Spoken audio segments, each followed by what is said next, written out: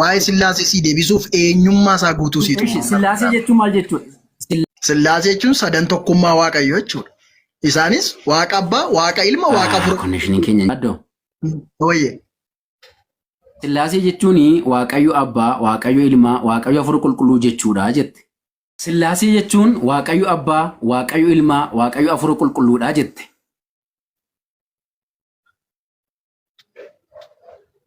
Akkasimi? Akkas. Ragaa naa kenna. Sillaasee jechuun Waaqayyo Abbaa, Waaqayyo Ilmaa, Waaqayyo Hafuura Qulqulluudha bakka inni jedhu ilaa dhaggeeffadhu. Dhaggeeffadhu. Naa kennette sii kennuuf na dhaggeeffadhu. Sillaasee jechuun barbaadde taanaan Sillaasee jechuun sadan Waaqa tokko kan ibsu qaama sadan tokkummaati. Obboleessa ko. Macaafa qulqulluudha ragaa naa kenni. Dhaggeeffadhu sittaa isaan jira miniire Maatiyos 28 Sillaanni amman. Uumama boqonnaa 20 boqonnaa tokko lakkoofsa 26 Sillaanni amman horrooba suma. Hin jedhu ragaan. Sillaasee jechuun. Dhaggeeffanne akkamittiin hubattash? Dhaggeeffadheera sirriitti.